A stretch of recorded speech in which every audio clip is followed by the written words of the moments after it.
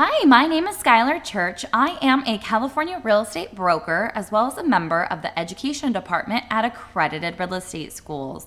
We provide the course requirements to be eligible to take the state exam, but also a bunch of different options to help you prepare for the state exam. And so we have a bunch of options on our website, so make sure to check those out. But today we're going to talk about the recovery fund, so the DRE recovery fund, and what this is all about.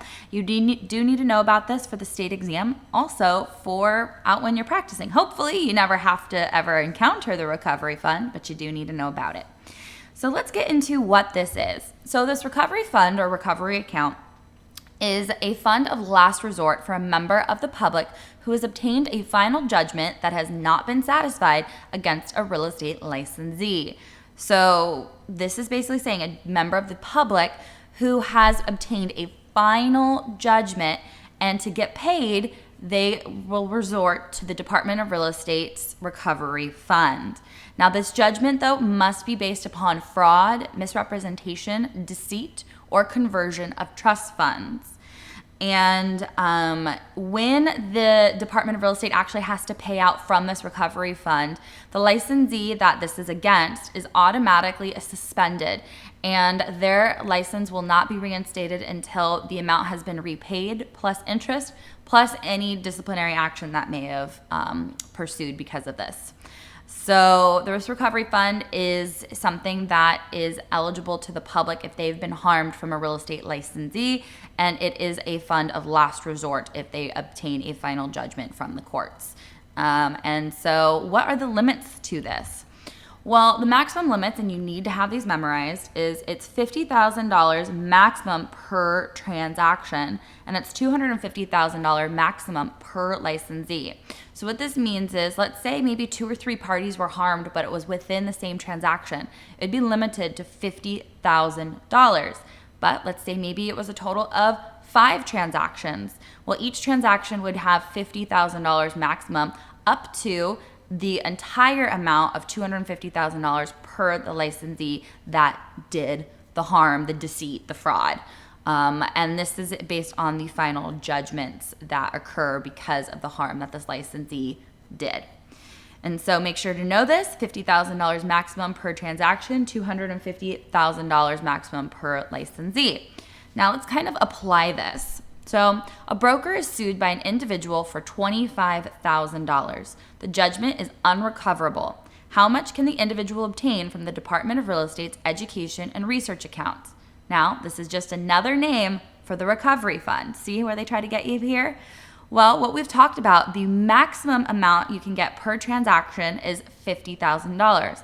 But the actual judgment itself is $25,000 that has been unrecoverable from the licensee. So the individual would be able to refer to the Department of Real Estate's recovery fund or the education and research account for the maximum of $25,000. So it's limited to what the judgment amount is, up to $50,000 per transaction, $250,000 per licensee. Okay, another question. A broker is sued by 3 different people. What is the maximum recovery for each of the individuals under the Department of Real Estate's education and research accounts? Well, 3 different people. Each person, as long as they are from different transactions, they would be up to $50,000. So it's not specified here that's within the same transaction. So you should assume from the question and the context that it's 3 different people, 3 different transactions. So it would be $50,000 that each of the individuals would be limited to obtaining based on, of course, what the final judgment amount was. Also, because even though it's 3 different people and they're limited to $50,000, it would have an issue, though, if it was more than 3 different people, like, for instance, more than 5.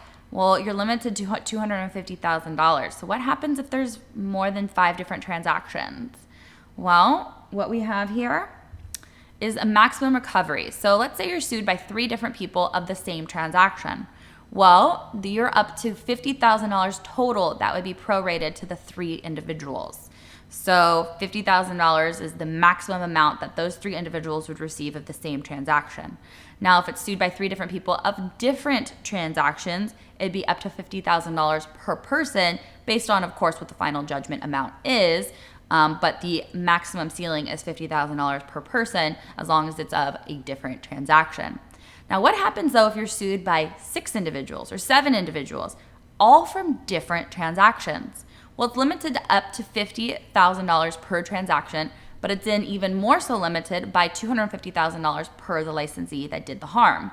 So let's say all 6 of them were granted, or basically the judgments were for $50,000. Well, the DRE would have to file an action in court to prorate this $250,000 maximum. So that's why all 6 could then receive some compensation from their damages.